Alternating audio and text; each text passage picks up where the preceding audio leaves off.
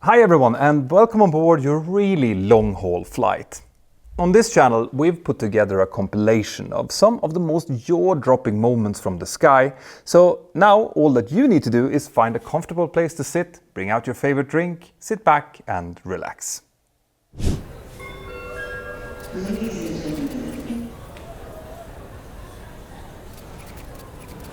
A Boeing 737-300 is on final descent in towards New Orleans International Airport in the United States. At around 16,000 feet, the crew inadvertently enter into a Category 4 thunderstorm. The turbulence is so immense that the crew can hardly read the instruments in front of them, and suddenly they run into about 30 seconds of heavy hail. The hailstorm is so intense that it flames out both number 1 and number 2 engine and it leaves the aircraft without any power source. The crew is working feverishly to get at least one of the engines started, but initially to no avail. What is about to happen is one of the most extraordinary stories in the history of aviation. It's the story of TACA Airlines Flight 110. Make sure you stay tuned for this one.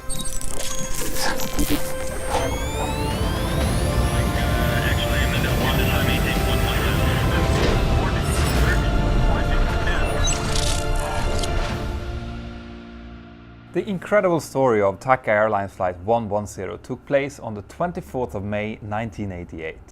The flight had originated in San Salvador, in El Salvador, and then the crew had flown over towards Belize City in Belize, and the incident happened on the second leg of the flight, the leg between Belize and New Orleans in the United States. The aircraft that they flew was a brand new Boeing 737-300 that had been delivered to TACA Airlines only a few weeks prior to the incident. On the incident flight there were 38 passengers on board and 7 crew members. In the cockpit of the flight was Captain Carlos Dardano. He is 29 years old, but he had managed to amass an impressive 13,410 hours on the day of the accident. Together with him was First Officer Dionisio Lopez. He was also very experienced at over 12,000 hours, and there was also a third crew member, a line training captain called Arturo Soleil. And the reason that he was there was not to do a line check on Carlos and Dionisio, but he was there to just verify the operation of this brand new aircraft. Because when a new aircraft variant is introduced into an existing fleet, it's very important to check how it's working and how the standard operating procedures and so on is working, right? So this makes perfect sense. Now, this was not the first day that this flight crew had flown this particular aircraft. In fact, they had been rostered to fly the exact same route the day before. But the day before, they had encountered a problem with the aircraft. When they landed after having flown from San Salvador to Belize, when they tried to start the engines again for their second flight over towards New Orleans, they just could not get the engines to start. They tried to start engine number 2, but no matter what they did, the engines would just not light up. So they shut down the aircraft, they had to cancel the flight for all the passengers, and they called in engineering. And engineering had a look at it, and what they found was that this aircraft, even though it was brand new, had been sitting out in the desert awaiting delivery for a while. And when it did so, it had drained the battery. And the battery didn't like that much, so the battery was not in good shape. So what engineering did was they just took away the old battery and replaced it with a brand new battery. And this is going to become a really important point in what's about to happen. The crew was really excited to fly this new aircraft because it had some really cool new features. It had an auto throttle, which they weren't used to using. It had nice lateral navigation, vertical navigation, and all these cool autopilot modes that they weren't used to having on the 737-200 that they normally flew. Anyway, on the incident date, the crew had prepared for the flight just like normal, and they were aware that they were flying into an area where they could encounter potential thunderstorms. But they took off normally from Belize City Airport. They climbed up to their cruising altitude of 35,000 feet, and while they were up in cruise, the first officer asked Captain Carlos whether or not it would be possible for him to actually invite the passengers into the cockpit, just to show this eighth wonder of the world, which was the 737-300. Of course, this is back in 1988, so that was perfectly okay. They open up the door, they let the passengers come in, take photos, look at the cockpit, and it just goes to show how proud they were, and also shows the kind of spirit of the time, which I just love. Now, before we go any further, I just want to give you a little bit of details about one of the main characters of this story, which is Captain Carlos Dardano. So, if you want to look for a real seat-of-the-pants, stick-and-rudder, proper South American pilot, Carlos would be him, okay? He'd grown up flying. He came from a flying family, so he was flying from when he was a little kid. He got his licenses as early as he possibly could. He started flying commercially at a very young age. That's why he could amass 13,000 hours at the tender age of 29. But back in 1979, so 9 years prior to this incident, he'd been in a very serious incident where he was flying a small Piper Archer out close to San Salvador. After landing, he'd been caught in crossfires between the guerrilla and the normal El Salvador army, and a sniper had actually shot him. The bullet entered in the back of his cheek and went out through his left eye, leaving him completely blind on his left eye. Now you might ask yourself, how is that then possible that he is allowed to fly commercially with only one eye? And it wasn't easy, right? He had to go out and do what we call functional test flights. Because he was already flying commercially, they didn't want to take his livelihood away from him. So he had got the chance to go out and prove that he could still fly perfectly with only one eye. And after a period of about 3 months, they had actually allowed him to maintain his Class 1 medical, not only in El Salvador, which he was originally from, but also in the United States, because he was based in New Orleans at the time, so he needed the FAA to approve it as well. And they did, right? So he was flying on a special type of medical license at the time of the incident. Anyway, as the crew were now getting closer to their top of descent, they got the passengers out of the cockpit, they started to brief for the approach in towards New Orleans, and they also started seeing these thunderstorms appearing on the weather radar. Okay? Now, the weather radar on the 737-300 was state-of-the-art, a really good weather radar. And the way a weather radar works generally is that you have a radar antenna that's situated in the nose cone, as in the very front of the aircraft, and that radar antenna will send out radar pulses. Okay? And the way it works is that the radar pulses will then bounce off things like precipitation, so rain, hail, snow, and the weather radar measures how much radar pulses is coming back in and how long it took for them to return. And based on that, it can form a picture of how much precipitation you have ahead of you and also how far away it is. And it shows that on our navigation displays. Okay? On the navigation display, you'll see a picture that's very similar to what you see when you watch the weather at the news on TV. So very light rain would be depicted as green.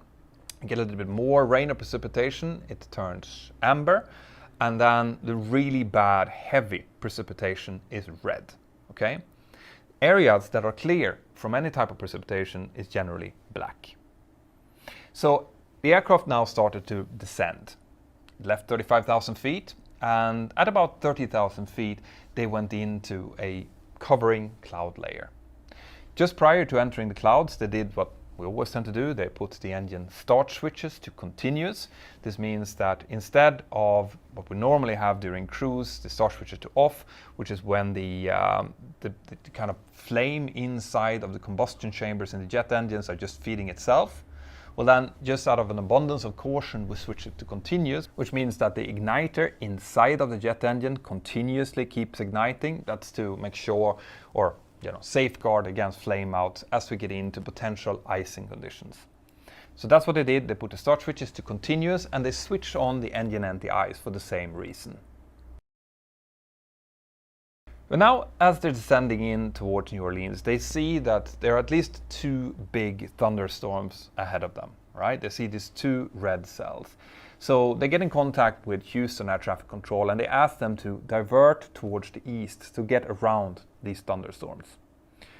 Houston Air Traffic Control gives them the clearance to do so. Basically, they say you can deviate on your own kind of reconnaissance and just tell us when you're turning back towards New Orleans. So that's what they did. They're looking at these thunderstorms and they see that in between the thunderstorms, there looks like there is a black area that they could safely navigate through and get back in towards New Orleans. Another thing that you have to understand about weather radars is that they're not perfect, okay?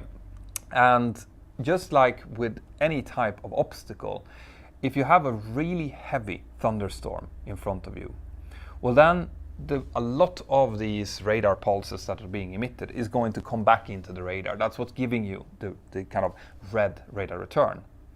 But another function of that is that you will be unable to see what's behind this red cell. That's what we call a radar shadow. All right, and that happens behind mountains, for example, behind large buildings, or in this case, behind really severe thunderstorms.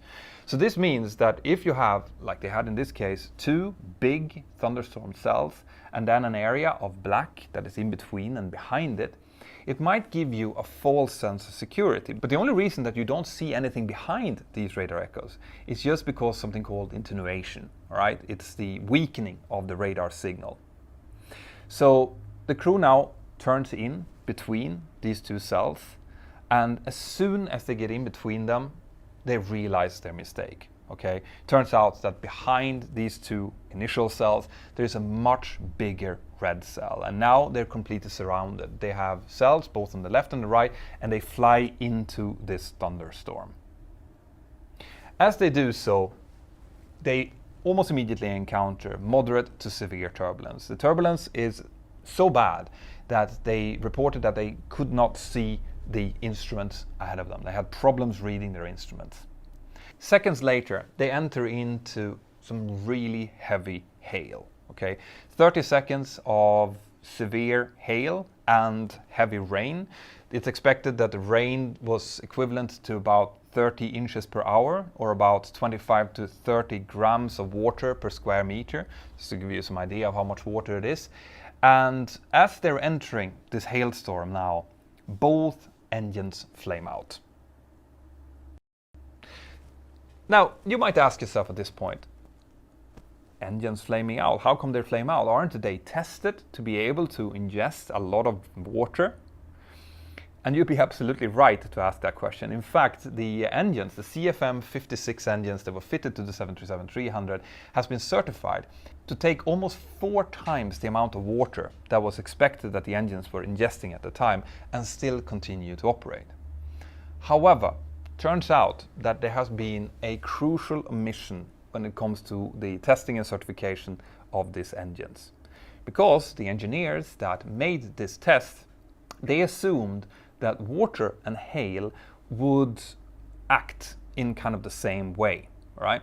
So they never tested how this jet engine would actually perform if there was hail involved. And it turns out that while they were using basically fire hoses and shot straight into the engine during the testing and certification, the water would hit the fan blades and be centrifugated out towards the bypass duct and away from the core of the engine. But the hail didn't work that way. Instead, the hail worked more like a bullet. It followed a ballistic path.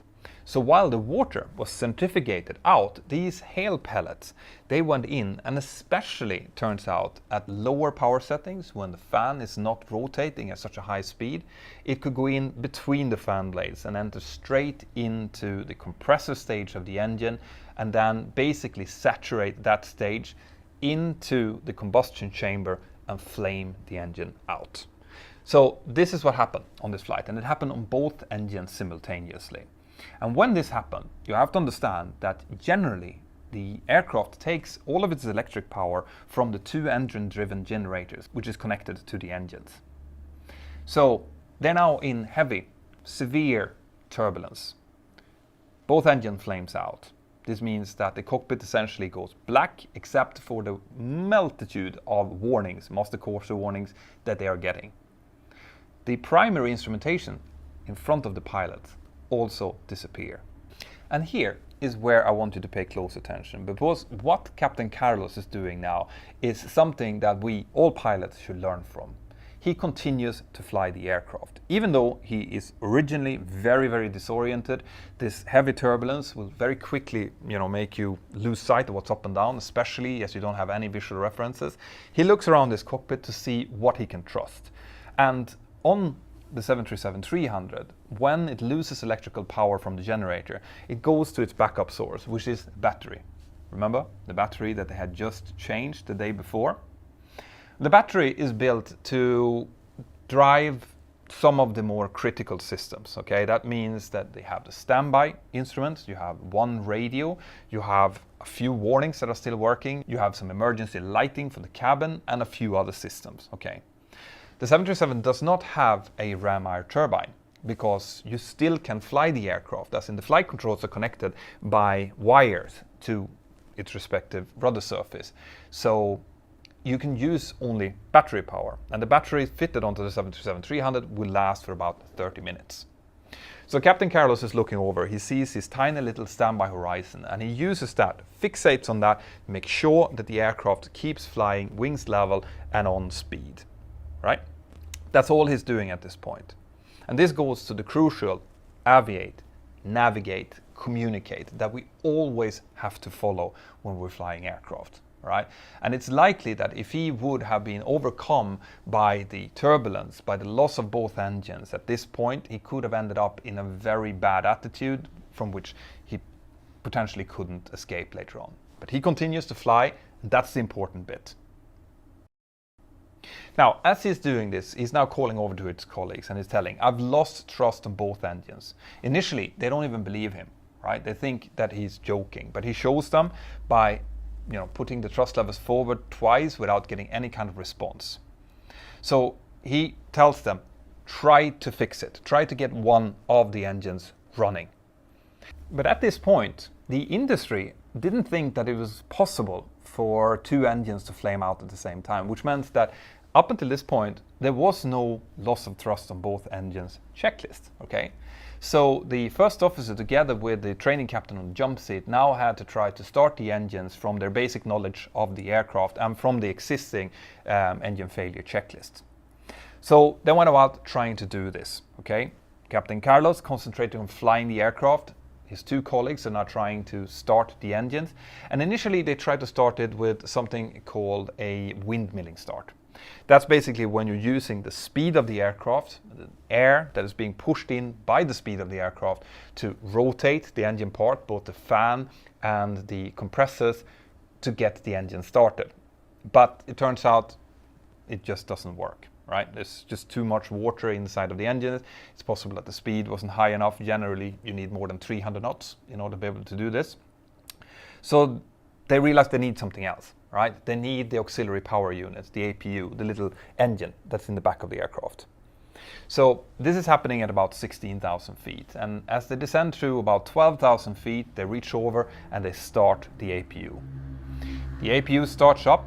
When they have that up and running, it means that they now get full electrical power restored, so they get their primary instrumentations back, they get their radios back. So at this point, they also have a possibility to call air traffic control with a mayday call, telling them that they have lost all power.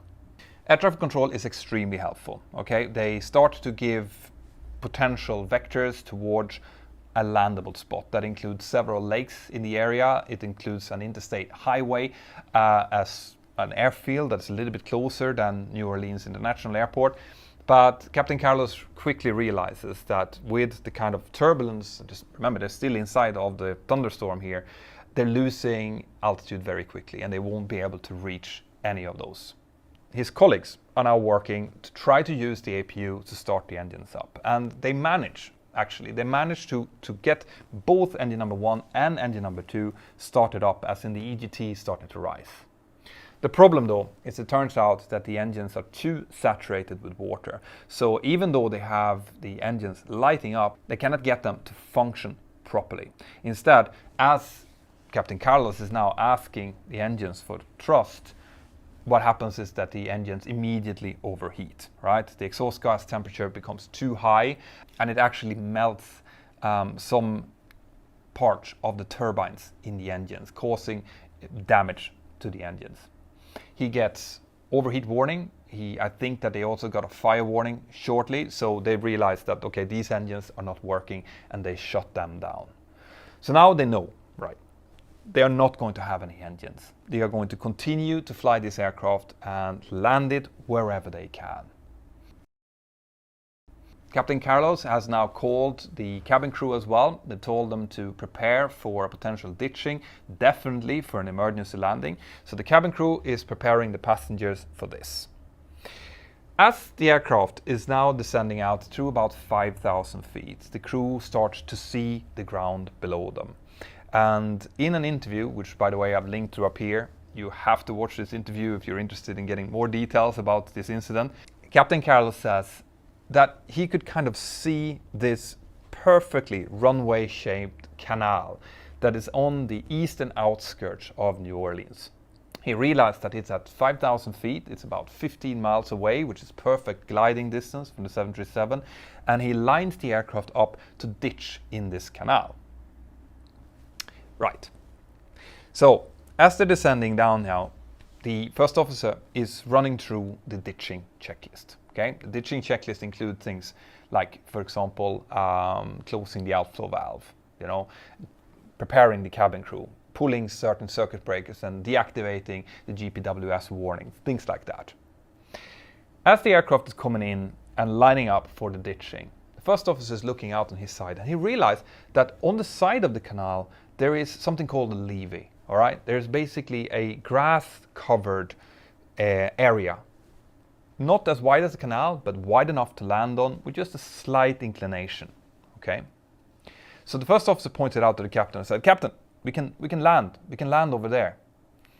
Captain Carlos looks out, realizes that, yeah, okay, that is a good landing spot, but also realizes that he is a little bit high.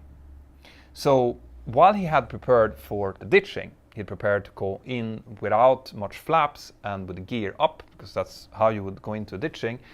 He now asks immediately to take the gear down, okay? To get the flaps out, he reaches for his speed brakes, pull the speed brake out, and he also does something that you just don't hear people do on commercial airliners. He does what we call a side slip, right? That is when you push rudder and opposite aileron in order to essentially push the aircraft body into the airstream and make the whole body work as an air brake. This is a very efficient way to lose altitude, something that you would use on smaller aircraft or on gliders to get down, but not on airliners.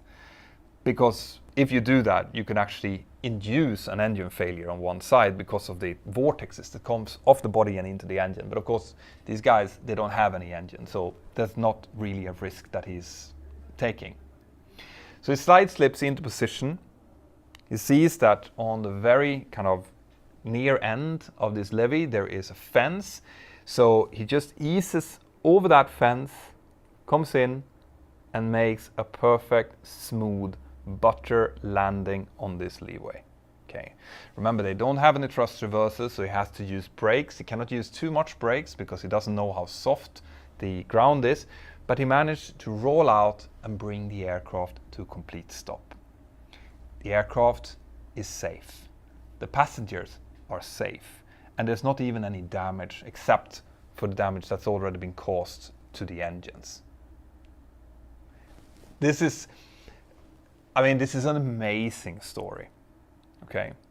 They sit for a while, look at each other, give each other a hug, and then realize that we should probably evacuate. There actually was a discussion in the cockpit whether or not they should evacuate because the aircraft is safe, but then again, you don't really know if, for example, the landing gear is safe or not. So they decide to evacuate the aircraft, they call for the evacuation, everyone gets off the aircraft, and then the thunderstorm that they just flown through comes in and it starts raining heavily outside. Now outside, everyone is calling for the pilots to come out, come out, jump out. And Captain Carlos and his flight crew just looks at them and said, no, it's raining. So they actually sit inside of the aircraft until it stops raining, and then they go out and join the passengers outside.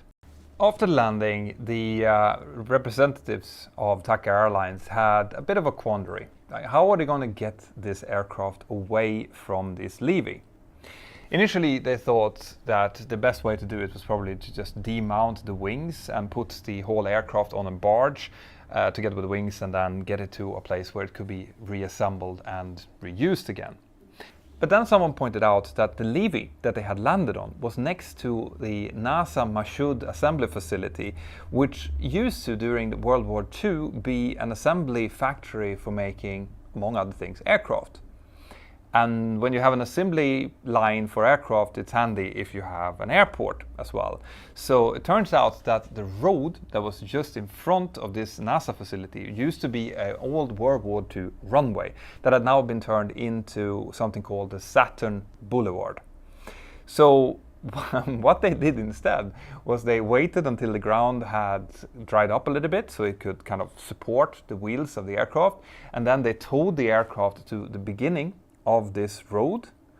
Then they got FAA clearance. FAA went out, made sure that obstacle clearance and so was okay. Then they loaded up the aircraft with the minimum amount of fuel needed, and then a couple of test pilots, not the same crew as did the flight, used this road and took off, right? They took off from this piece of road and then flew over to land at New Orleans airport, which is where they were supposed to go, only 13 days late. So that's how they solved this. This aircraft was in such good shape after this landing that the only thing they needed to do was change the engines, basically, that had been damaged during the hailstorm. And once they had the engines on, the aircraft was completely airworthy, so they could do this flight, which is amazing. Anyway, obviously there were some upgrades needed to the CFM56 engines. After this incident, CFM went in and they looked very, very closely onto the certification requirements, and they realized that they needed to, for one thing, upgrade the spinner. The spinner before this incident was conical, and then what they did was they shaped it into a mix between a conical and an elliptical shape. So it's now called a conelliptical shape instead. That's the kind of spinners that you see on modern 737s. The reason they wanted to do that was because they found out that if hail hits that shape, it will deflect the hail outwards and thus protecting the core of the engine inside. They also changed a little bit the distance and the number of fan blades on the engine, and they incorporated more variable bleed valve doors inside of the core of the engine, so that during low RPMs, during low power settings, these bleed valve doors could open and let any water that had been ingested into the core out before it reached into the combustion chamber. So there was some major upgrades made to the engine in itself. But on top of that, there was also some operational guidance given to the pilots. So for a while, if the pilots realized that they were going to go through moderate to heavy precipitation, they couldn't bring the engine back to idle. They had to stay at a slightly higher power setting to avoid this from happening.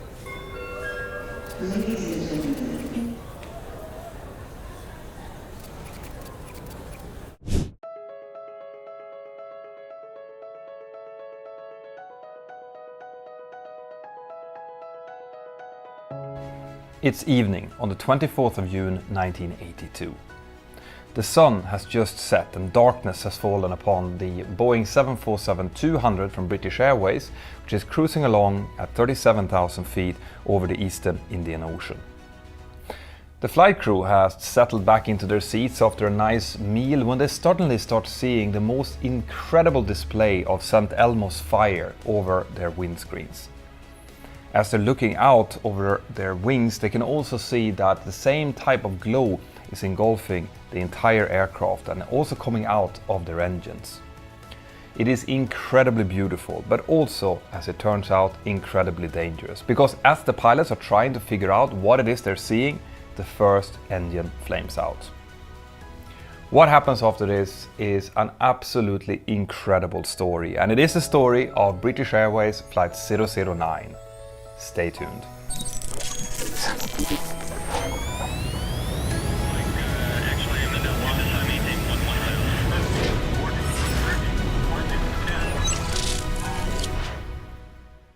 British Airways Flight 9 was the third leg on a flight that had originated in London in the United Kingdom, and then the aircraft had proceeded via Bombay to Kuala Lumpur, where this flight starts, and it was supposed to continue via Perth, then to Melbourne, and then finally inbound to Auckland, New Zealand.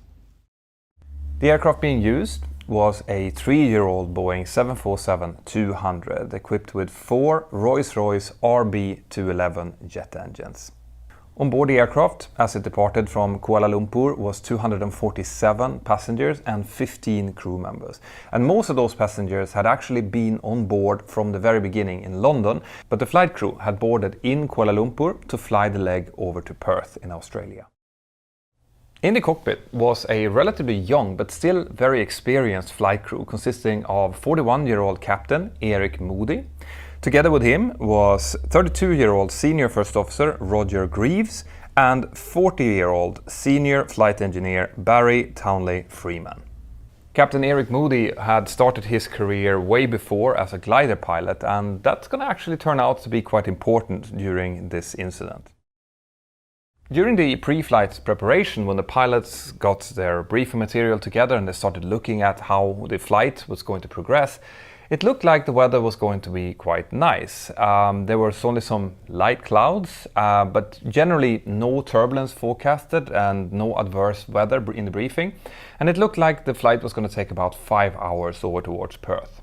And we went to the airport and the airplane was a little later coming in. So instead of rolling down the runway at 7, I think it was 7:30 before we took off.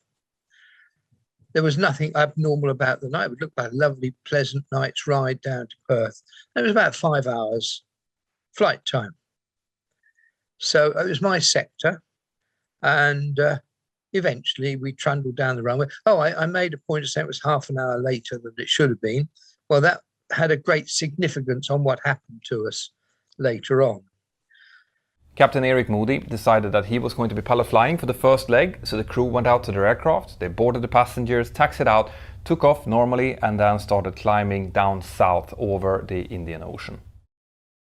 The first part of the flight was very nice and routine. The crew was cleared up to their cruising level of 37,000 feet. Once they had achieved that, they kind of relaxed back in their chairs a little bit. They were served dinner because the time was now about 20:15 local time. And they joined up with the airway Bravo 69, which took them on a route just south of Jakarta. But what the crew didn't know was that beneath them, on the island of Java, a volcano called Gulangong had had a continuous eruption for the last few months. And during that eruption, the volcano had been throwing out loads of lava and volcanic ash high up in the atmosphere. Now, at this time, there was very little knowledge about what kind of effect volcanic ash could have on the aircraft engines. So there was no notice going out to any of the pilots or the airlines about an active volcano in the area. After Captain Moody had finished his meal, he needed to go to the toilet. So before he handed over the controls to First Officer Roger, he took a last scan on the weather radar, and the weather radar showed absolutely nothing. So he got up, handed over the controls to First Officer, went out of the cockpit, and when he went to the crew toilet, he found out that was occupied. So instead he took the stairs down to the first class lounge in order to look for a toilet there. And when he reached there, he started chatting with one of the flight attendants about, how life was, something that we tend to do when we go out and visit the toilets. But he had only started chatting to the flight attendant when he was abruptly called back up to the flight deck again by one of the other cabin crew that was still up in the crew quarters. And as he started to walk up the stairs again, he noticed that the vents, the floor vents that is just next to floor level, that there was white smoke puffing out of those vents. The stewardess who'd been in the first class, in the upstairs loo, which I tried to get in, came halfway down the stairs and she said, "Captain, you're wanted upstairs on the flight deck." So I went up the stairs, and the first thing I noticed then was that around the lower part of the walls, where the air conditioning air comes in, it seemed to be billowing in smoke. And I could smell this acrid electrical burning smell. So I thought, oh dear, I'm going to go on the flight deck and they're going to say, can we fire the fire extinguishers in the electronics bay or something? But nothing was further from the truth, because I went through the door. The other two said, come and look at this, it's beautiful. When he entered the cockpit, he was greeted with a display that he had never seen before. There was what looked like St. Elmo's fire everywhere over the windshields. St. Elmo's fire is an electrical phenomenon that tends to happen when we fly close to electrically charged particles. So, for example, close to thunderstorms or so, where it looks like a pattern of lightning that moves over the windshield. Now, St. Elmo's fire in itself is not dangerous. In fact, it's quite beautiful. But it does indicate that you tend to be close to thunderstorms. So Captain Eric went back, sat down in his chair. He was very happy to see that the crew had already switched on the continuous ignition on all 4 engines, and he started scanning the weather radar in front of him. But to his amazement, there was no thunderstorms around. In fact, the weather radar was just as clear as it was when he left the cockpit just a few minutes earlier. When you're going in the flight deck, you see this, you go to sit down. Well, I'm getting into my seat. I'm twiddling the radar to see where this, well, I thought there had to be a big QNIM somewhere and we were in the thin cloud at the top, because I thought you needed moisture, because we usually see it in the tops of high QNIMs or other, or when you're on the ground and on the diffuser run the engines up in the winter, you get fog. You can get St. Elmo's fire, and that's what I thought it always had to happen. Yeah. And I mean, I've never seen it like that before. And well, as I'm buttoning my seatbelt up and I'm fiddling on the radar, I could see no clouds around, as I had before I left the seat. I checked the weather. But this incredible show of St. Elmo's fire just continued, and as the crew started looking outside of the cockpit back towards the wings and the engines, they realized that there was this bluish glow coming from the leading edges of the wings and also from inside of the engines, creating a very strange stroboscopic effect that, together with the turning fan blade, looked like the fan blades was kind of moving slowly backwards. The pilots had never seen anything like this before, and when they started looking forward towards their windscreen again, they realized that the St. Elmo's fire had been replaced with something that looked like trace fire.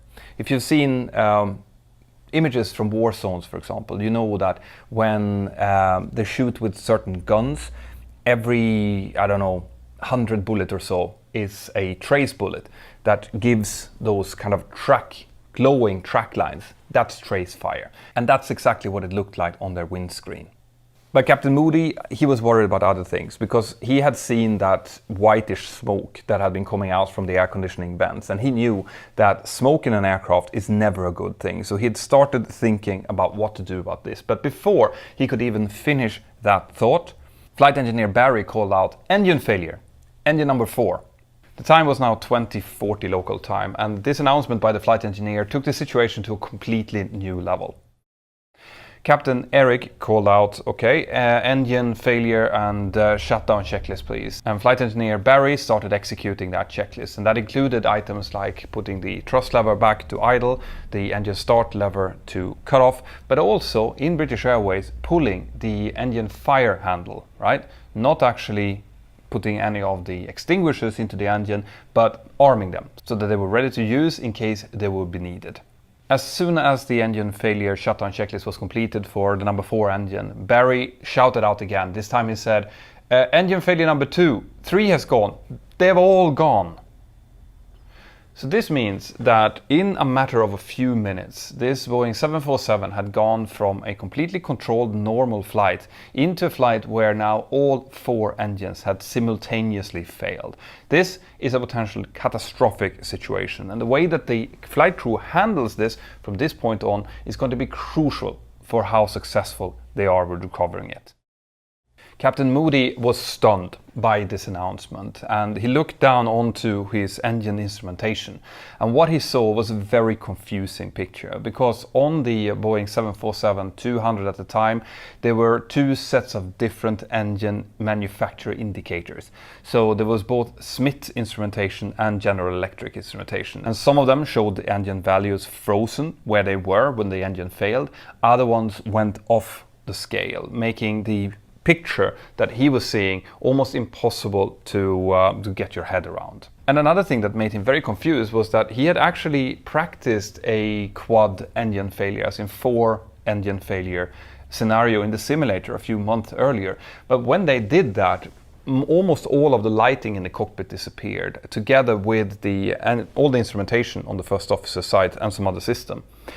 But in this scenario, it seemed like at least one of the engines and the generator connected to it was still producing power, giving it a completely different sensation than what he had had in the simulator earlier on. And here Captain Moody makes a very important decision, because when he looks down on his primary flight instrumentation, he realizes that his speed is starting to tick down. Something that you would expect from an aircraft maintaining 37,000 feet without any engine power.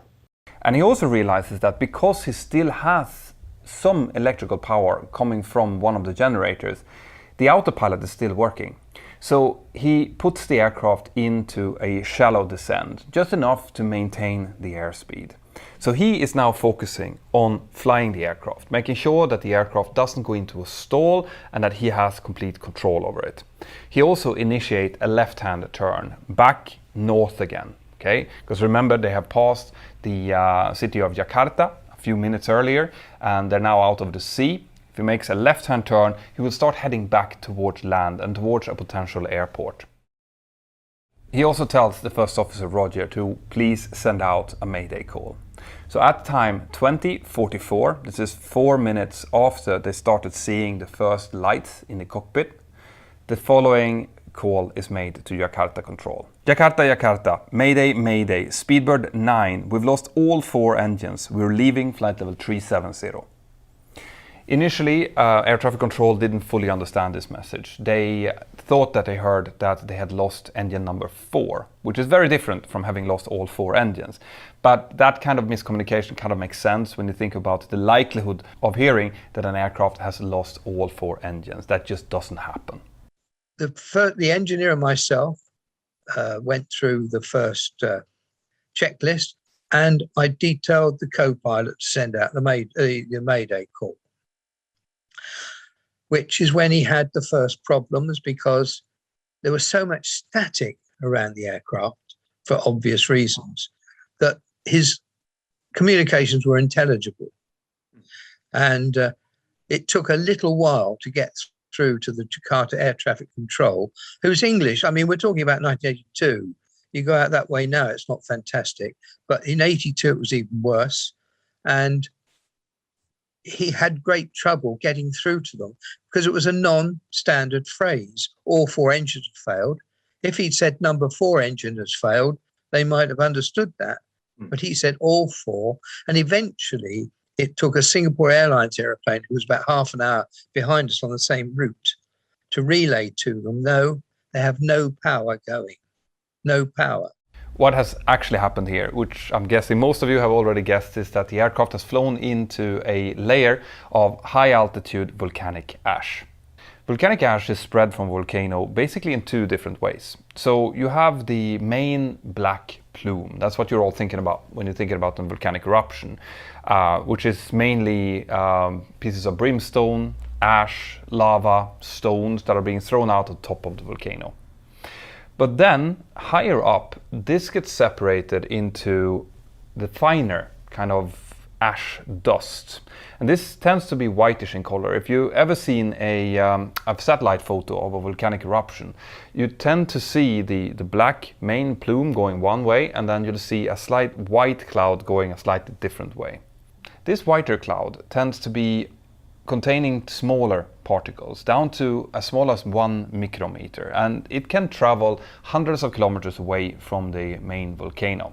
It can also be included in cloud masses and so on. These particles are electrically charged, That's why you sometimes see these lightning bolts from a volcanic eruption. But this is what caused that St. Elmo's fire that the flight crew saw, and also the light from inside of the engine. The reason that the weather radar didn't show anything was because the weather radar is not designed to pick up particles as small as the volcanic ash particles are. Remember, the volcanic ash can be as small as 1 micrometer, and most of the particles at those altitudes are not much bigger than that. And because of that, the weather radar, which is designed to pick up moisture and droplets, didn't see anything. In order to see things like volcanic ash, you would need a weather radar with a very different wavelength, okay, a smaller wavelength. But the weather radar on board the 747-200 did not have that, hence Captain Moody did not see anything on his weather radar, even though he was surrounded by large concentrations of volcanic ash. If someone was trying to create a material that was solely designed to disrupt aircraft systems and be damaging to aircraft, then volcanic ash would be pretty close to the ideal material. Because this type of volcanic ash will not just attack one system, it will basically attack all of the aircraft systems.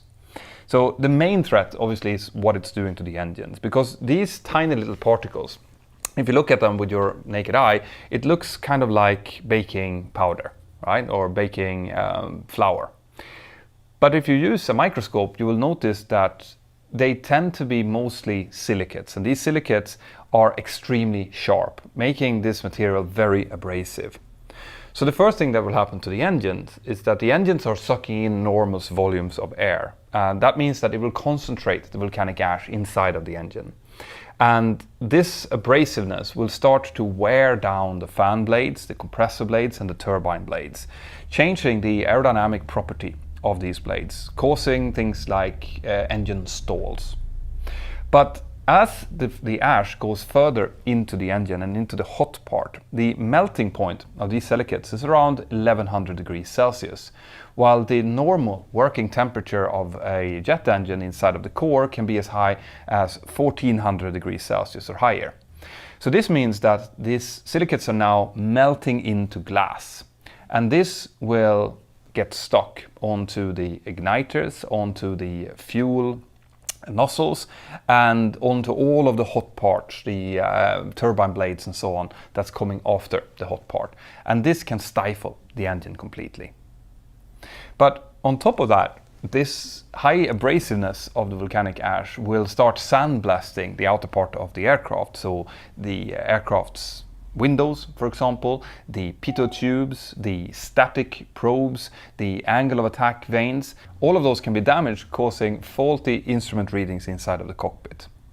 And then the volcanic ash will get its way in through the air conditioning ducts, for example, stopping vanes and valves inside of the air conditioning and being pumped into the aircraft, where it will smell like sulfur, or that acrid smell that Captain Eric Moody felt. Also, it's going to be irritating for eyes, people breathing it in. It's not good for anything. But it also goes into the fuel tanks through the to the vents, the air vents, where it contaminates the fuel.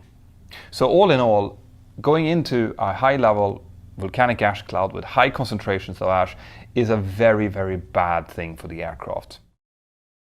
The flight crew knows nothing about this, so they are now working frantically on trying to restart the engines. And they're discussing whether or not they're going to try to restart engine number 4 as well. Remember the one that they did the engine failure and shutdown checklist for, because they pull the fire handle. And if you pull the fire handle, then that engine will not be restarted unless you push that fire handle down again.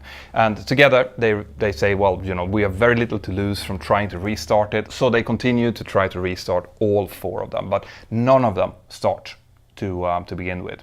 Instead, as the crew now descending through about 26,000 feet, the cabin altitude warning goes off. That's because the pressurization in the aircraft works with using bleed air from the engines, and since none of the engines are working, there's no bleed air being fed to the aircraft, which means that the pressurization inside of the cabin is starting to leak out in various ways, and the cabin altitude has now reached over 10,000 feet. This means that the flight crew needs to get on oxygen quickly, because they won't be able to last for very long without starting to suffer from hypoxia. So they call for it, they put the masks on, but when the first officer tries to put his mask on, it turns out that it hasn't been fitted properly. So it basically falls to bits in his hands. So Captain Moody is now faced with a very hard decision. Either he can try to maximize his glide using his own oxygen, but risking that his first officer will succumb to hypoxia and become unconscious.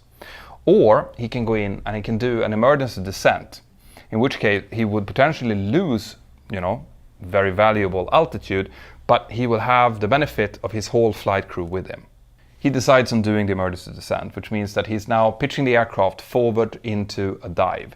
But as he's doing this, the standard operating procedure for the 747 to do this would be to lower the landing gear as well, to get maximum drag during this maneuver. But he discusses this with his fellow pilots, and they decide not to do this because they know that lowering the landing gear will require a lot of hydraulic fluid. But none of the engines are working, which means that they don't know how much hydraulic pressure they have. And they don't want to risk lowering the landing gear and then not having any flight controls to control the aircraft. So they decide to keep the landing gear up. They start diving, and here is also where Captain Moody realizes that there is a difference of indicated airspeed on his airspeed indicator to what is shown on his first officer's one. Remember how we talked about how the volcanic ash can come into the pitot tubes? Well, in any case, he decides that his, which is showing around 320 knots, is probably the one that is working better. So he decides to focus and continue to use his own airspeed indicator.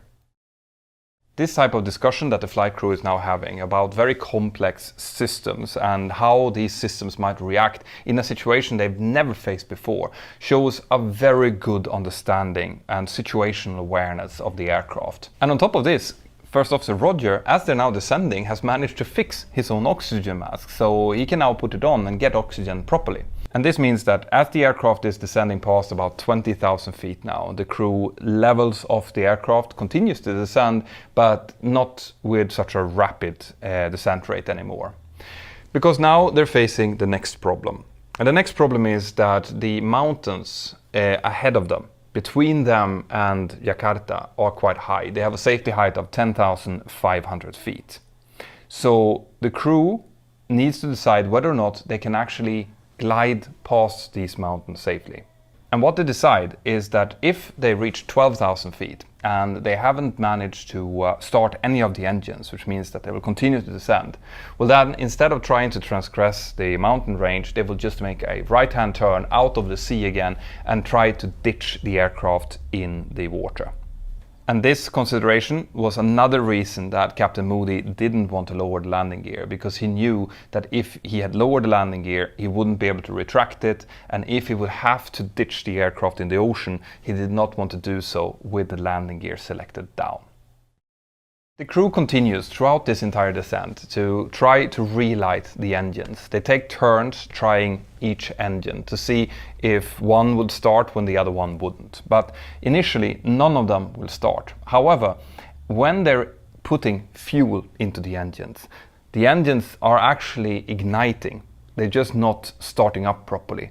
But that has a secondary effect of showing flames coming out through the back of the engines. And this means that the poor passengers that are sitting at the back of the aircraft, if they were looking out of the wings, would be shown of a display of 4 engines on fire, which would be absolutely terrifying.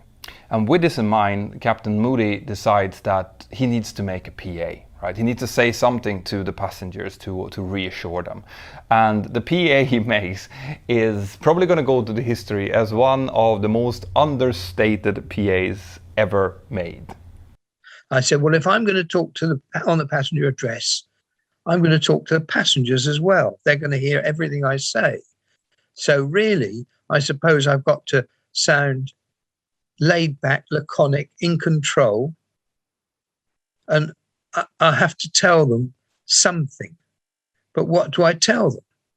And my intent was to get the attention of the CSD and the cabin crew, and I got the attention of the world's press.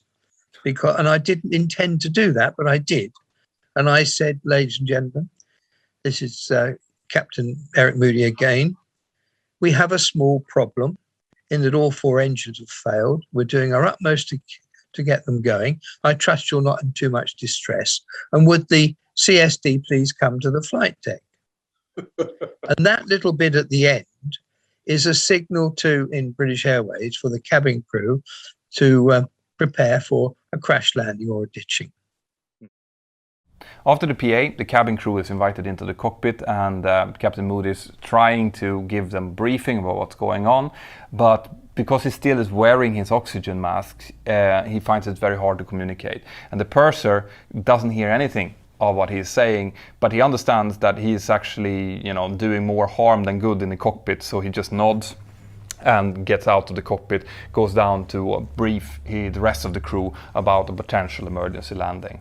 The jumbo jet is now getting close to their cutoff altitude of 12,000 feet, and Captain Eric is starting to think about the possibility that he might have to ditch this huge aircraft in the ocean. And he's well aware that trying to ditch an aircraft of this size at night, where it's extremely hard to judge the height over the waves, has a very low likelihood of succeeding. But as he's starting to contemplate this, he's interrupted by the jubilation from his fellow crew members when the number 4 engine starts up. Remember the first one that they shut down? That one is now starting up. And after that, in fairly quick succession, they managed to start all 4 engines. So initially, they reduced the descent rate. With the second engine being started, they can start a very shallow climb, and then eventually they have all 4 engines available to them. And Captain Eric now wants to get up, get away from the mountains and get precious altitude as quickly as possible. And this is not the end of the troubles for this crew. At time 2057, that's 17 minutes after the crew first started seeing the St. Elmo's fire outside of the aircraft, the first officer called up Jakarta Control with the following message. Jakarta Speedbird 9, we're back in business, all 4 engines operating. The crew was now anxious to try to climb up to gain some precious altitude again, because remember, they didn't know whether or not the engines would fail again on them, and if they could get a little bit more altitude, it meant that they could potentially climb over the mountain range and reach Jakarta. So they put some extra thrust on the engines, they started climbing, and when they reached about 15,000 feet, the St. Elmo's fire phenomenon was back on the windscreen. And as they leveled off at 15,000 feet and the thrust came back, the number 2 engine started vibrating so violently that they thought that it was going to seriously damage the aircraft. So they reluctantly shut down engine number 2 again. Now remember, the crew still doesn't know why this is happening, but Captain Moody is now starting to kind of put 2 and 2 together and think that this phenomenon that's causing the St. Elmo's fire outside maybe has something to do with the engine failures as well. So he decides that they need to get out of it. They need to descend back down to 12,000 feet where they know that this phenomenon was not there. Before we go any further, I just want to give you a possible explanation to why the crew was actually able to start the engines again. Remember how we talked about how the ash would melt and stick to internal components inside of the engine? Well, it is very possible that as the engines were cooling down after the failures, this melted ash started to get really hard. And as they were trying to restart the engines, it broke off the internal components, enabling the rotating parts to start rotating again, and thus enabling them to start the engines. But now, since the crew has once again entered the ash cloud and now the engines are starting to heat up again, it was really crucial that they descended out of it as quickly as possible. The crew now asked for the weather in Jakarta. The weather in Jakarta was beautiful, clear sky, no clouds, light and variable winds. So they started receiving radar vectors in towards Jakarta. They were very reluctant to change the thrust setting because they knew that the engines were operating at the thrust setting that they had. So instead they were using drag, like speed brakes for example, to control the speed and the descent rate of the aircraft. They were vectored in for a traffic circuit in a right-hand pattern in towards Jakarta, and as they were turning in towards the runway, they realized that they had real problems seeing the airport. No matter how they tried to look for it, even though it was clear outside, they just could not see the runway. And they very quickly realized that the reason they couldn't see it was because their windscreens was completely opaque. They were completely sandblasted and was like looking through a shower curtain. But they managed to find on both the right and the left-hand side a small strip of windscreen which they could look through. The next problem here was that the ILS in Jakarta had an inoperative glide slope, so they didn't have an ILS, an instrument landing system, available. Instead, they had to fly a localizer approach, which would have been normal procedures if it weren't for the fact that even as they get closer to the minima, they wouldn't be able to see the runway. So the crew worked together. Captain Eric was flying the localizer, getting distances and altitude checks from the first officer, and basically descending based on what the first officer was telling him, creating kind of a virtual glide slope. Very much the same way that we fly constant angle non-precision approaches today. And in interviews later on, Captain Moody has described the way that he had to fly this localizer approach without being able to see the runway. It was like negotiating your way up a badger's ass, which I thought was a great way of explaining it. Anyway, as they got closer to the runway and Captain Moody could look out through that little strip of window that he could see, he managed to get the aircraft down towards the runway. But it felt like an eternity before the landing gear finally touched the ground in a really nice, smooth butter landing. And as the aircraft touched down, the crew received what is potentially the world's most deserved applause and jubilations from the passengers in the aircraft. This is an amazing feat. It's an amazing show of teamwork. It's an amazing show of communication, situational awareness, and airmanship. Now, the crew then decided that they wanted to try to taxi the aircraft off the runway. But as soon as they turned off the runway and they were faced with the lights from the apron and from the terminals, it basically just flooded their completely opaque flight deck window. So instead, they just stopped the aircraft and asked for a tug to pull them in towards their parking position. The windows have gone opaque, even down the side, because they were all sandblasted, but the front ones to a greater extent. So when we turned around, I couldn't see out. I couldn't see the side of the runway, and he had to taxi it back. We got to and turned off, and once we faced the terminal building, neither of us could see out, so we just stopped it, switched the engines off. And I went downstairs to, while we waited for the tug to come out, just to talk to the first class passengers. And there was actually an old captain in there, an old BOAC captain, who wanted to tell me the story about he'd lost 4 engines on the Lancaster over Bermuda during the war. I just didn't want to know, but there we go. He didn't think it was anything fascinating. And I sat on my hands, as one does on a table in the middle of the flight of the first class cabin. And when I got back upstairs, I was getting in my seat to be towed in, and I looked at my hands and I said to the other two, "Look at that, black." And the engineer said, "I reckon that's volcanic dust."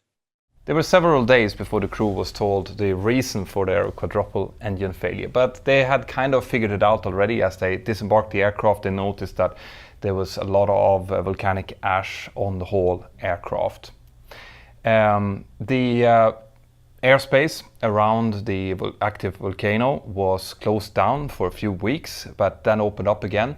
And only 19 days later, Singapore Airlines Boeing 747 flew into the same area and had to shut down 3 of its engines. And after that, they permanently closed down the airspace until the volcanic eruption had subsided.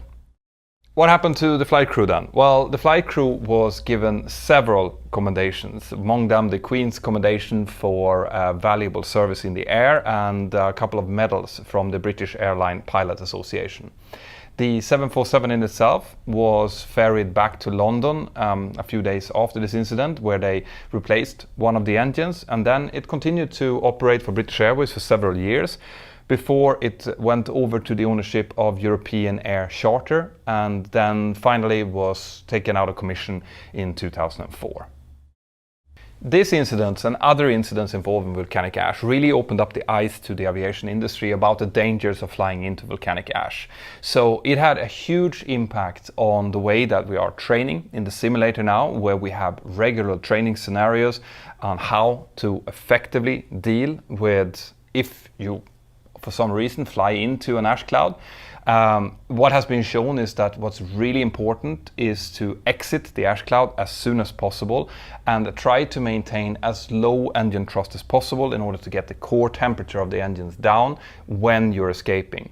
If a flight crew today would enter into an area where we believe that there might be a high concentration of volcanic ash, we are taught to do the following. We turn around 180 degrees around.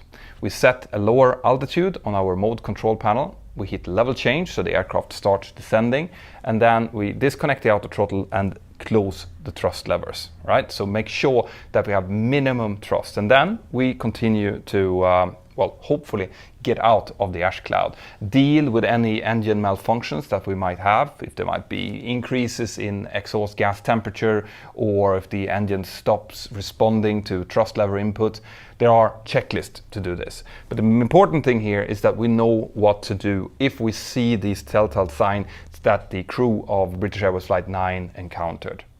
Also, the meteorological services around the world are now very keen on checking if there is a volcanic eruption somewhere to predict where the ash cloud might move and to declare those non-fly zones. Okay, we all remember what happened after the volcanic eruption on Iceland, which basically stopped the aviation business in Europe for several days. But now we are also better at predicting this, all right? We're better at knowing where the ash clouds are and completely avoiding them. So once again, this was an incident that has made the aviation world safer. It's made our understanding about this particular phenomenon better.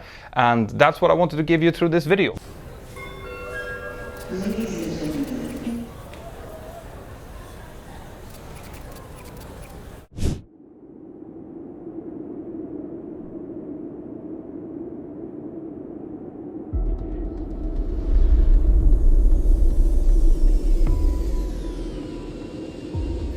Have you ever been flying somewhere in the wintertime, looking out of the aircraft window over the snowy landscape below you, which is getting smaller and smaller as you climb away?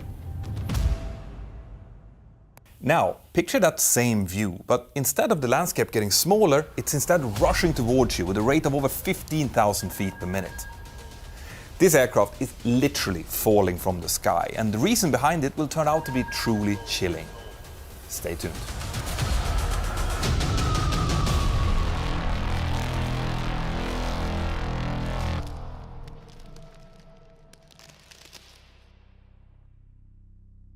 It's the 2nd of December 2021, and in the Siberian city of Magadan in northeastern Russia, it's a really cold and snowy day. An area of intense snow showers have moved in over the region, bringing with it moderate icing and turbulence, stretching all the way from the ground up to over 13,000 feet, making the life very difficult for all air traffic approaching Sokol-Magadan airport. During the snow showers, the visibility was forecast to go down as low as 400 meters, and the snow clearing team was working hard to keep the runway open and in usable condition. At around 15 minutes past 9 in the morning, an Airbus A321 from S7 Siberian Airlines landed on runway 10 and taxied into stand 34, where it parked facing south. The passengers and crew, who were traveling from Novosibirsk, disembarked as normal, and when everyone was out, the aircraft was closed up and left on the apron. The next flight was scheduled to fly back to Novosibirsk around 1100, about 1 hour and 15 minutes later. During this time, the temperature outside varied between -10 and -12 degrees Celsius, and the snow kept falling, meaning that the aircraft was soon completely covered with a thick layer of cold powder-like snow. Now, operating in winter conditions is very demanding for pilots. Actually, it is probably the most demanding type of normal operations that we do. As anyone knows who have been operating machinery in cold temperatures, everything becomes much more complicated, and great care must be taken to make sure that internal parts are carefully warmed up, that all moving parts are actually still moving, and so on. In the case of aviation, there are also several other things that have to be considered. That's things like making sure that all of the aerodynamical surfaces of the aircraft, like wings, stabilizer and fin, are free of snow and ice deposits, that there's no ice behind the engine fan blades, and that the external stairs are safe for passengers to use.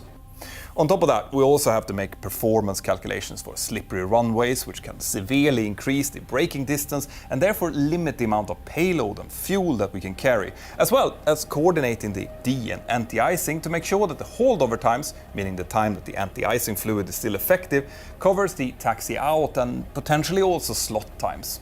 All in all, the workload on pilots is just significantly higher during winter operations, and everything generally takes a lot more time than it would during the summer. However, as the case is with everything, practice makes perfect. So pilots who are often exposed to winter ops becomes very proficient with it, which can also lead to complacency, and we will soon see an example of that. The pilots took a cup of coffee in the departure hall before they started planning their return flight. The captain was a 56-year-old Russian citizen with just under 14,500 hours of total time, of which 11,140 had been flown on the Airbus A320 family. Now, this meant that he was very experienced, and given that he flew for S7 Airlines, he was likely also quite comfortable in dealing with winter ops. He was paired together with a 56-year-old first officer who had a total experience of just under 6,400 hours, of which 6,248 was flown on the A320. So he had basically flown his entire career on that aircraft. When they started looking at the weather, they could both see that at least the start of the flight was going to be quite challenging. Now, this obviously didn't come as a surprise to them since they had just landed in this weather, but the real problem here was the forecast of heavy snow. You see, when aircraft is planned to be de-iced during snowfall, the surfaces that needs to be protected will normally first be sprayed with a heated combination of de-icing fluid and water. This will remove all of the snow and ice, and then as a second step with a thicker anti-icing fluid. This fluid is thicker so that it sticks to the wings and surfaces better to protect them, but it's also made to have a viscosity low enough so that it will shear off when the aircraft accelerates for takeoff. This fluid will often be colored either straw or green, depending on which type of fluid it is, and fluids from different manufacturers have different calculated holdover times, explaining how long the fluid will be effective in protecting the surfaces from icing.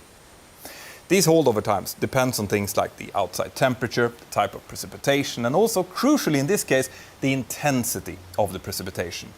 You see, most anti-icing fluid will not guarantee any holdover time at all if the snowfall is reported as heavy, which makes it almost impossible to operate during those conditions.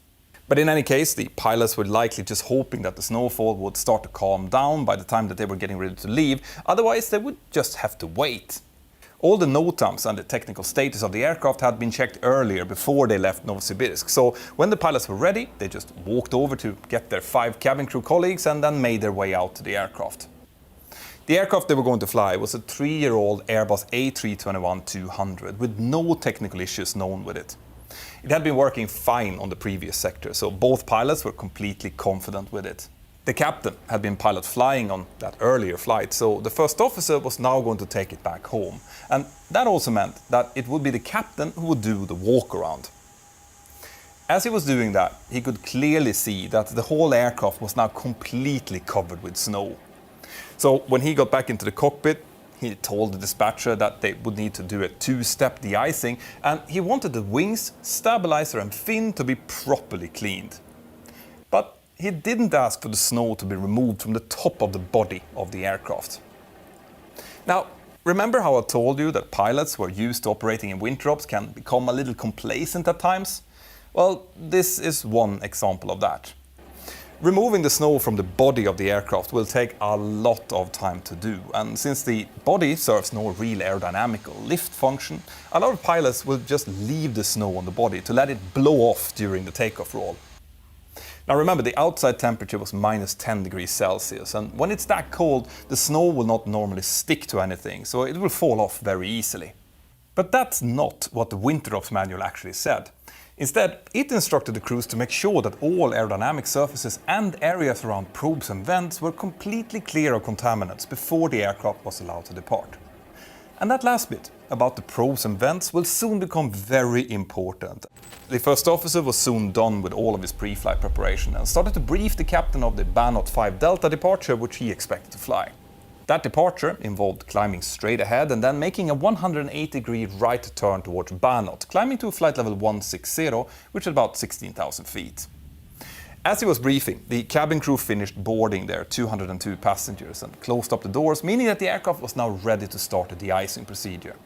The problem was that it was still snowing heavily outside, meaning that no holdover time would be possible to calculate, but the de-icing started anyway.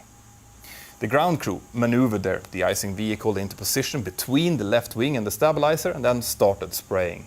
Once the snow had been removed at time 11:07, they then started applying the second step fluid. And as soon as this was started, the clock of the holdover time also started ticking, since that was calculated from the start of the application of the second fluid. Now, fortunately, the intensity of the snowfall soon decreased slightly from heavy to moderate, meaning that they would actually have a holdover time of around 25 to 45 minutes. That's still not much for completing the full de-icing procedure and then starting up the engines and taxi out for takeoff, but it would be possible. If the snowfall continued like it did, it would mean that the aircraft would need to be airborne at latest 11:32 or 11:52 if the intensity went down just a little bit more. The de-icing truck moved over to the right side and finished up the procedures before finally moving away to allow the aircraft to start their engines. But they used considerably less anti-icing fluid than was recommended to complete the procedure. And also, during this whole time, the snow on top of the aircraft remained untouched, and that included a thick layer of snow lodged over and above the cockpit windows. The first officer had switched on the window heat as part of Winthrop's pre-flight procedure, and that had now slowly melted most of that snow, which had started running down the sides of the aircraft. This had been observed by the captain during his walk-around, but it was not perceived as a problem. But it was. You see, on the Airbus A320, the pitot tubes, which simply speaking are used to measure the aircraft's airspeed, are situated on the lower part of the aircraft on each side of the cockpit. Around the same area, you can also find the angle of attack vanes, who measure the aircraft's angle against the oncoming air, as well as the static ports measuring the outside static pressure. All of these probes work together to feed information into 3 centralized air data modules, who then translates all of these values into computer signals, which are sent to the aircraft's air data inertial reference system.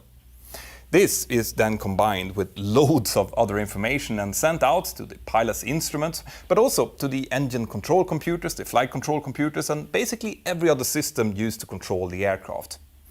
This means that if these probes would, for whatever reason, start sending unreliable data, the built-in computers would, among other things, start to downgrade the flight control laws known as normal law, alternate and direct law.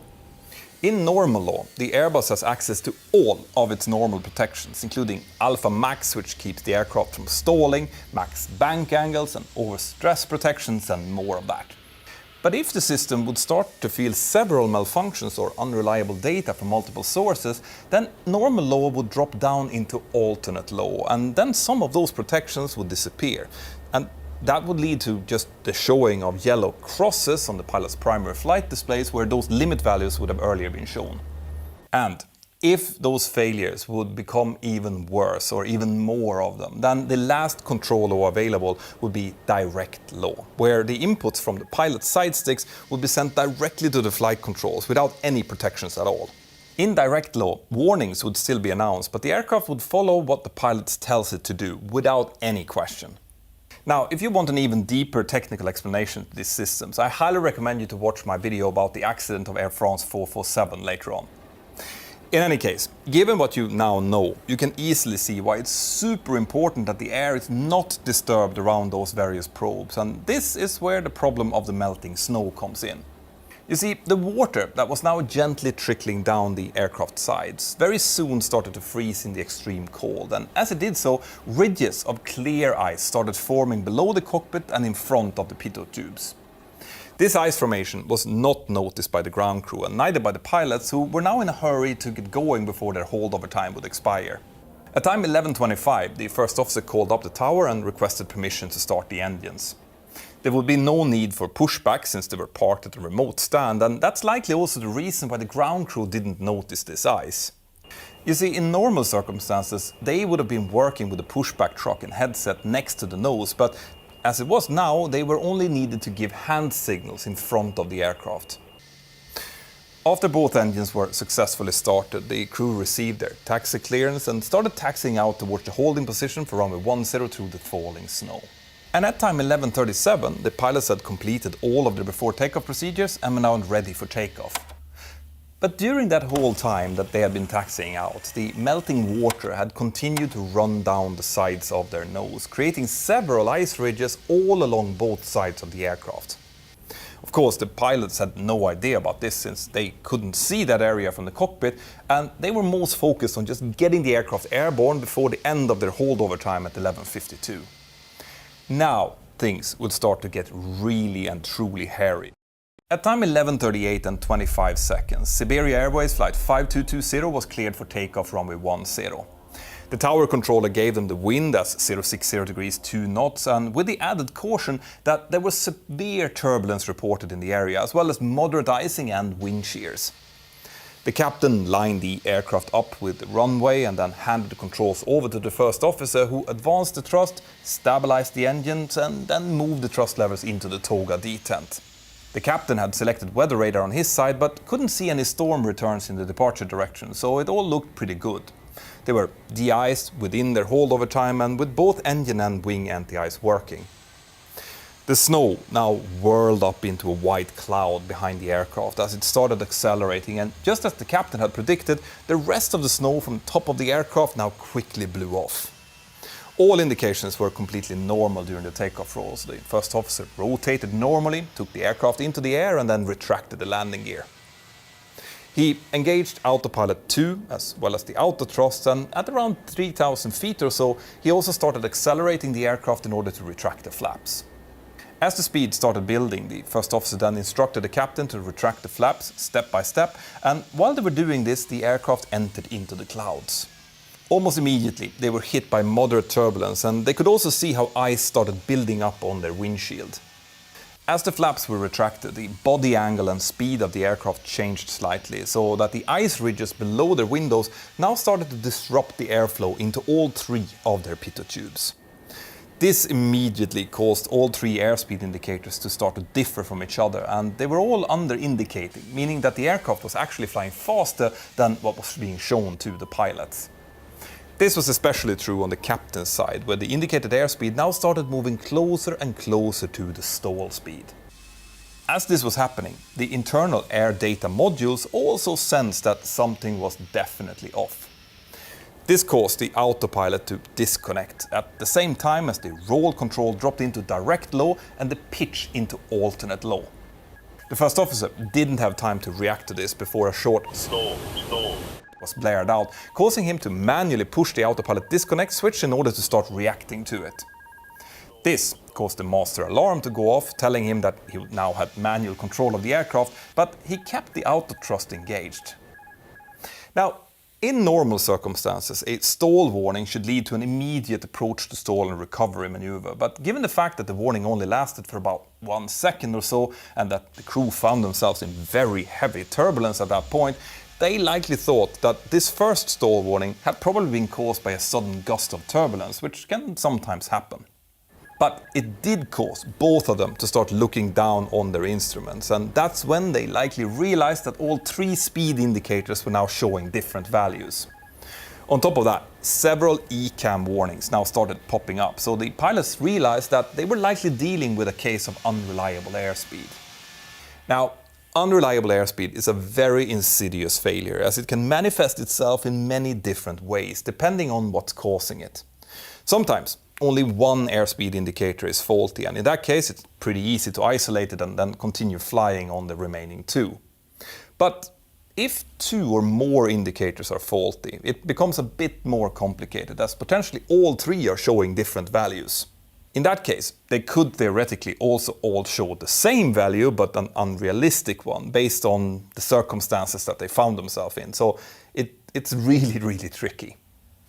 Another problem with this issue is that several warning systems, including the stall warning and overspeed, is connected to the airspeed indication. That means that this particular problem can lead to quite a few false warnings and overall a very stressful and confusing cockpit environment. And because of this potential confusion, memory items have been connected to this failure.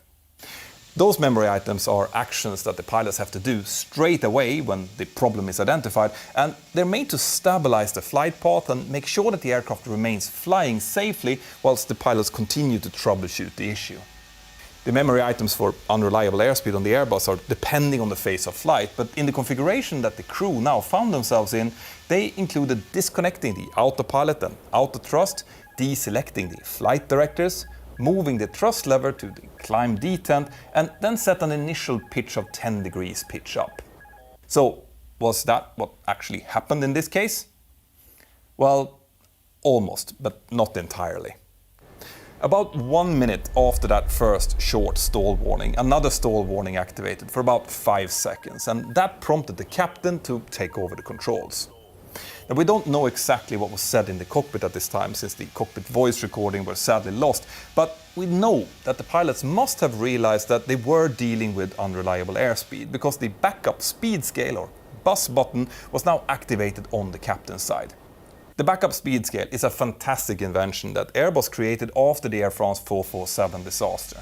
It basically uses angle of attack data from all 3 angle of attack vanes, together with thrust inputs, and then they use that to interpret a safe flying scale for the pilots. So that means that instead of the normal speed tape being shown on the primary flight display, a speed scale with a safe green area as well as a fast and a slow zone will be shown. The altitude band will also change over to show GPS altitude, and even though these readings are far less accurate than the normal barometric speed and altitudes would be, they will do the job and show the pilots how to keep the aircraft safe, of course providing that they actually trust it.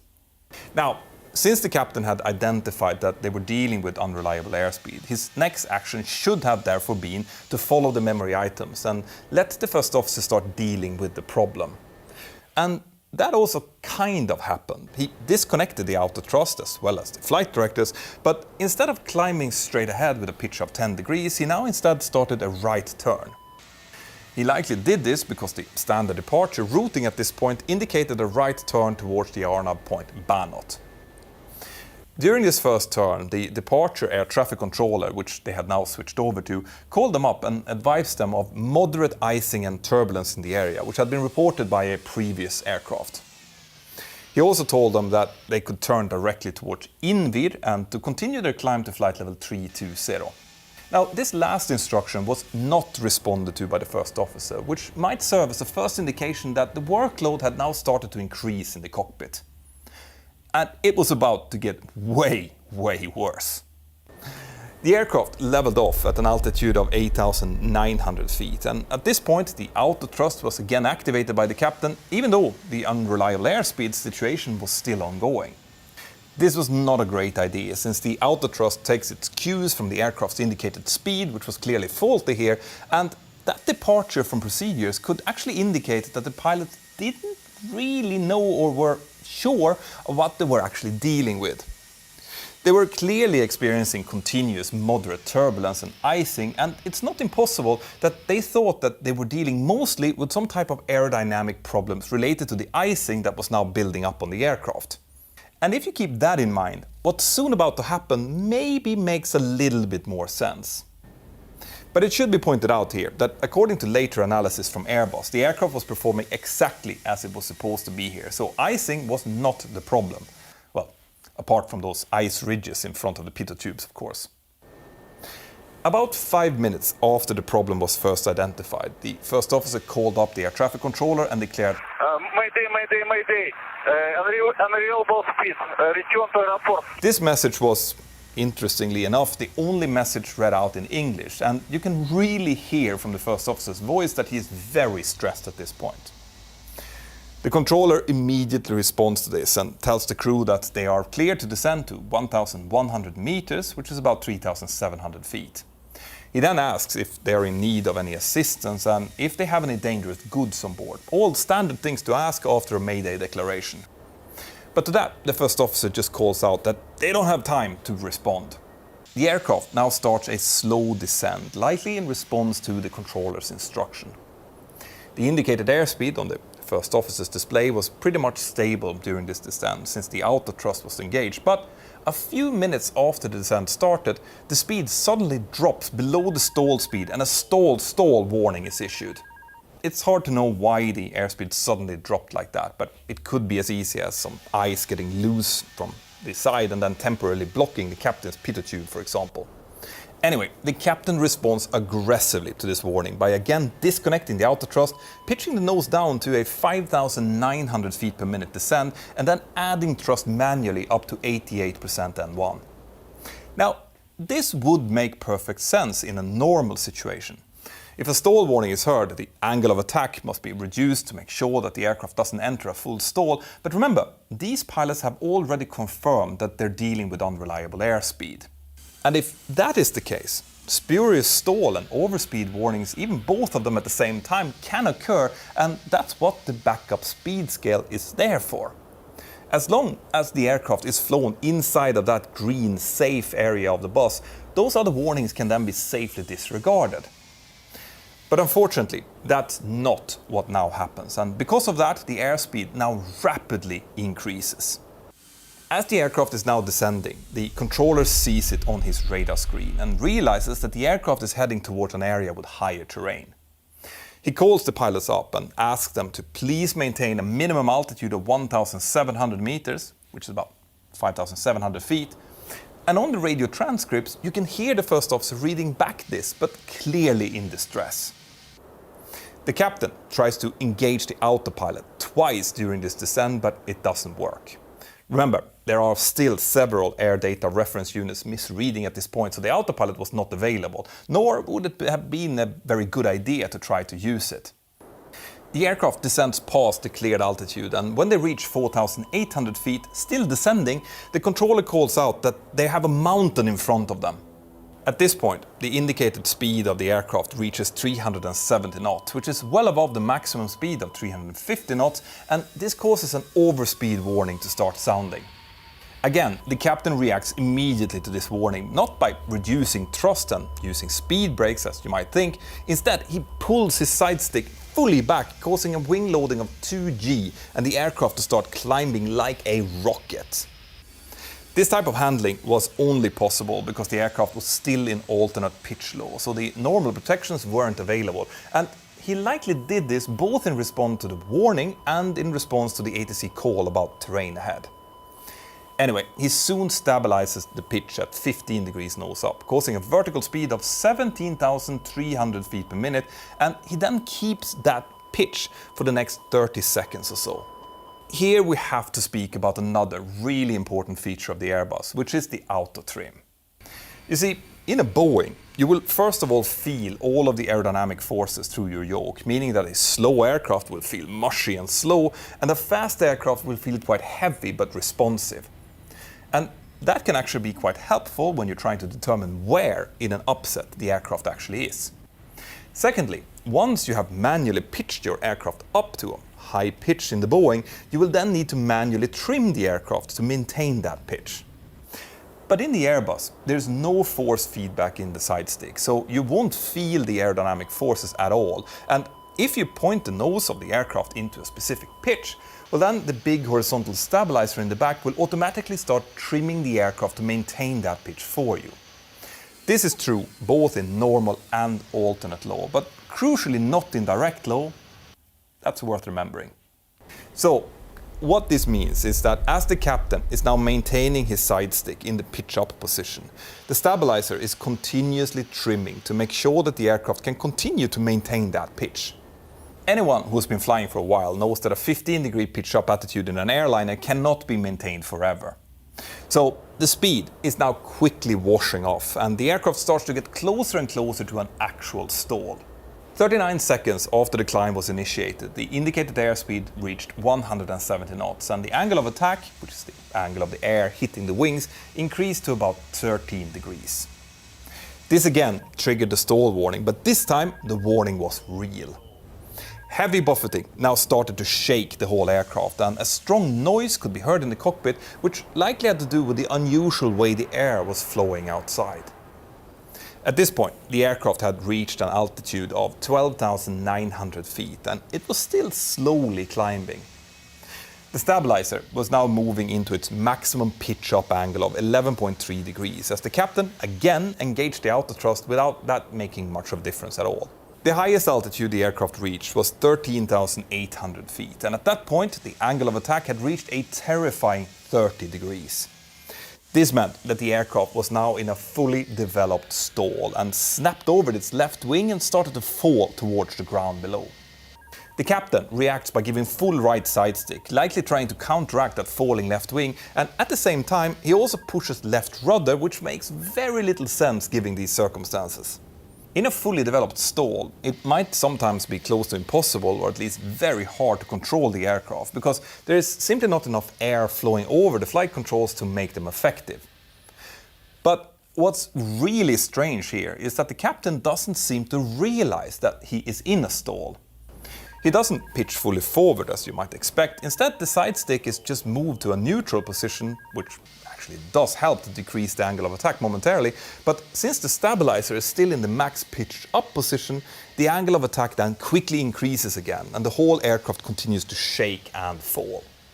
Now, like I mentioned before, it is possible that the pilots believed that all of what they were feeling, the buffeting, the unreliable airspeed, and the inability to control the aircraft, all had to do with airframe icing and the severe turbulence that they were flying through. This theory is actually further strengthened by the panicked calls that the first officer was making to air traffic control as this was happening. These were calls like, "Siberia 5220, we can't stabilize the airplane," and "terrible wind shear." The controller tried to help by giving different clearances, but that was just met by, "We can't do anything with the airplane." The captain now continues to move his side stick and manages to stop the left bank from increasing, but since they're still pitching up and falling at the same time, the indicated airspeed has now dropped to below 90 knots. The captain continues to move his side stick from right to left and then right again, but without much happening except that the aircraft is slowly rocking between a predominantly left bank and sometimes over to a right bank. Now, both Air Data Computer 1 and 2 fails due to the impossibly low airspeed that is being indicated. The aircraft is falling past 12,400 feet as the captain finally moves his side stick fully forward and tries to get the angle of attack down, as he also continues to move the stick from side to side without getting much response. But since he's now trying to pitch forward, the elevators start moving in that direction, and with that, the outer trim of the stabilizer also starts moving towards a nose down position with 0.3 degrees per second. At this point, the captain has determined that it must be something wrong with his side stick, because it's not working. So he tells the first officer to try his controls as well. This is then followed by both pilots moving their side sticks at the same time, which in the Airbus means that the two inputs will be averaged and the result sent to the flight control computer. The first officer's inputs were mainly aimed at pitching up to try and stop the descent, which clearly shows that he did not understand that the aircraft was completely stalled at this point. And the fact that they're both inputting on their controls also leads to several fuel input warnings, together with the continuous stall alarm still blaring inside the cockpit. Now, if any of you are picking up some real similarities between this and what happened with the crew on Air France 447, you would be absolutely correct, and the frightening similarities are not over yet. As the aircraft falls through 9,200 feet, the speed slowly starts increasing and the angle of attack falls from 26 down to 11 degrees. The stabilizer has now had time to move from 11.3 to 9.3 degrees pitch up, but now something else happens. The pitch control, which was previously in alternate low, now switches over to direct low. This could have been due to multiple unreliable air data module inputs or something else. The report didn't really make that clear, but what was clear was the effect that this would have in the cockpit.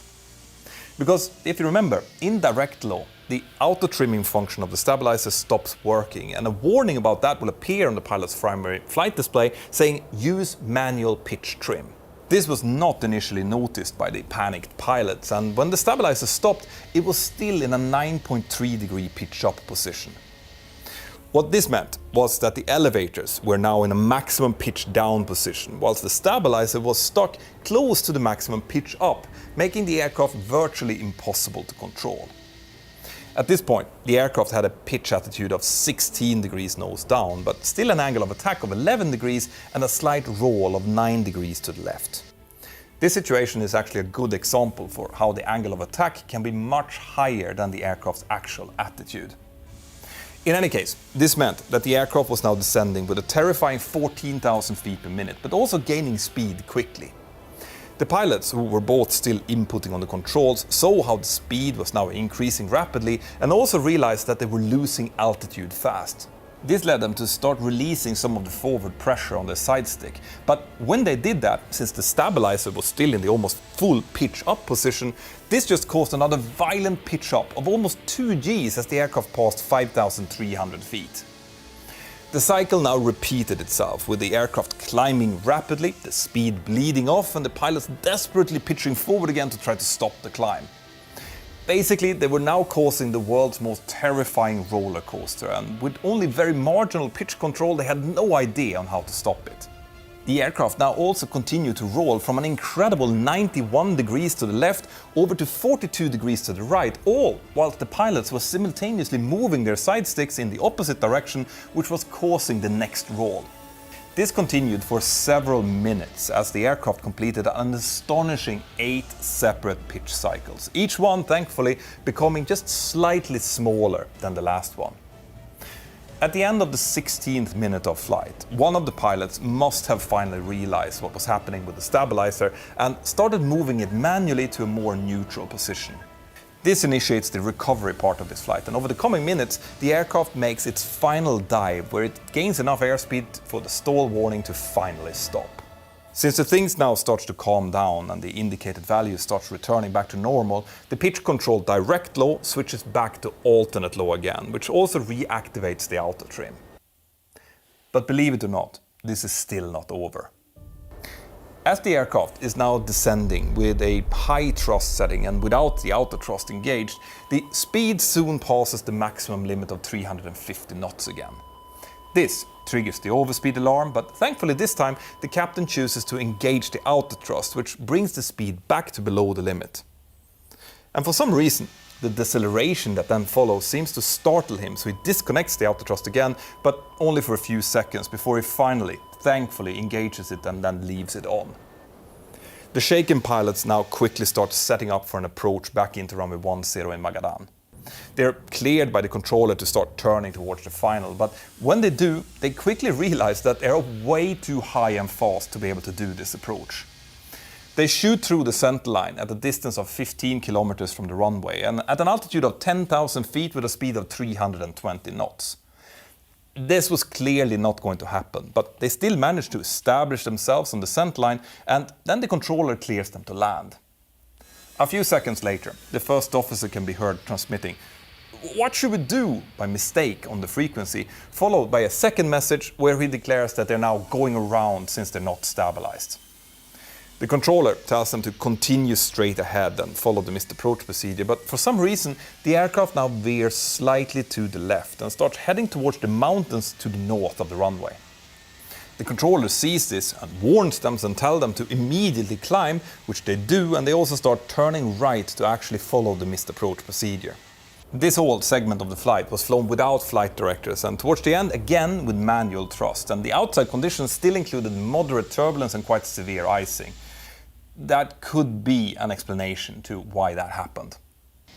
Anyway, after the missed approach, there was a brief discussion among the pilots about attempting a second approach. The aircraft climbed to around 12,000 feet before starting a descent down to 8,000 feet again, and then reducing the speed back to around 250 knots.